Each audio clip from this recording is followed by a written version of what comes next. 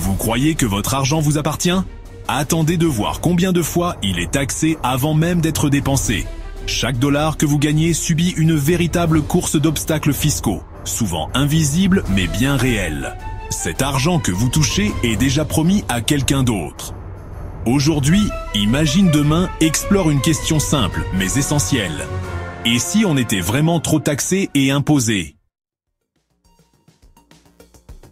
Que se passerait-il si notre système financier était conçu différemment? Chaque dollar que vous gagnez commence sa vie amputée. Avant même d'atterrir dans votre compte, une partie est prélevée par l'impôt sur le revenu. En 2025, au Québec, dès que votre revenu dépasse 51 780 $, vous donnez 19% à la province et 20,5% au fédéral, près de 40% de vos efforts, avant même d'avoir touché votre paie. Et ce n'est que le début. Dès que vous dépensez cet argent, chaque transaction est elle aussi taxée. La TPS fédérale ajoute 5% et la TVQ québécoise 9,975% supplémentaires. Un simple café acheté, un livre, un vêtement, presque tout est frappé d'une taxe additionnelle. Possédez-vous une maison? Vous devez donc payer une taxe foncière annuelle, calculée sur la valeur évaluée de votre bien.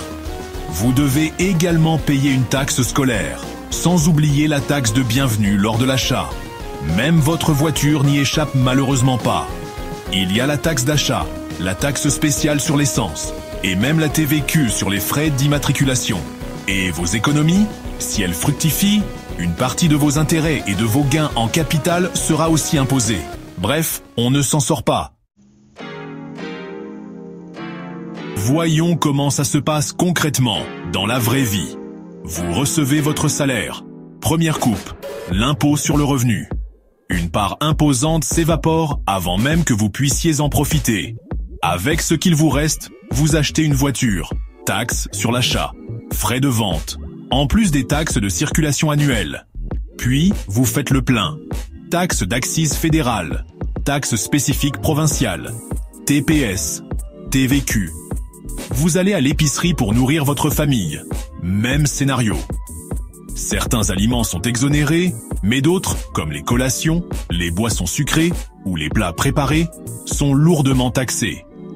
En fait, peu importe l'activité économique, gagner, consommer, se déplacer, même épargner, votre argent est constamment redirigé. Vous pensez contourner ce cycle en investissant intelligemment? Pas si vite.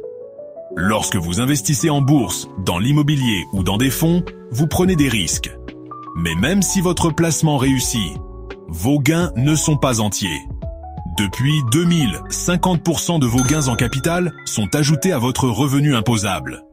Et depuis le mois de juin 2024, il a été décidé que pour tout gain excédant 250 000 $, ce taux grimpe à 66,7%. Ce changement a finalement été reporté au 1er janvier 2026. Tout cela signifie qu'en réalité, une grande partie de vos gains financiers passe aussi par la caisse gouvernementale. Même quand votre argent travaille pour vous, le fisc travaille également. Au Québec, la situation est encore plus marquée. Dès que votre revenu atteint 51 780 $, vous payez 14% d'impôt provincial, alors qu'en Ontario, par exemple, le taux de départ est de seulement 5,05%.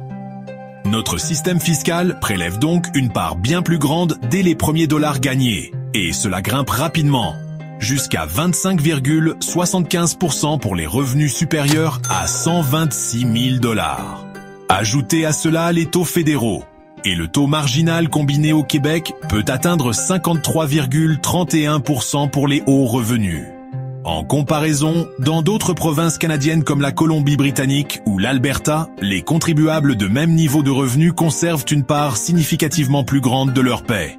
Bref, vivre et prospérer au Québec a un prix, et ce prix est élevé.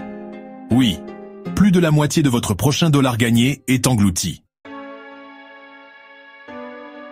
Imaginons un monde différent, où l'argent serait taxé une seule fois, au moment de sa création, au lieu de chaque fois qu'il circule, ou qu'il est utilisé. Pas d'impôt sur le revenu, Pas de taxe de vente, pas de taxe foncière. Votre revenu serait pratiquement entier et chaque achat se ferait sans prélèvement supplémentaire. Votre pouvoir d'achat exploserait.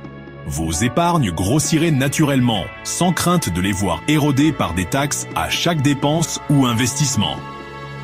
Bien sûr, une telle révolution fiscale impliquerait de repenser entièrement la manière de financer tous les services publics que nous utilisons au quotidien, tels que l'éducation, la formation, les services de soins de santé et le réseau routier. Mais, pour la première fois depuis longtemps, votre argent travaillerait d'abord pour vous, avant de nourrir le système. Aujourd'hui, notre argent est prélevé à chaque étape de notre vie, mais demain pourrait être différent. Et pour débuter, il faut oser se l'imaginer. Si ce genre de réflexion vous parle, abonnez-vous à Imagine Demain. Si vous aimeriez une prochaine vidéo réfléchissant sur de nouveaux fonctionnements du financement public, dites-le en commentaire. Et abonnez-vous pour plus d'explorations audacieuses.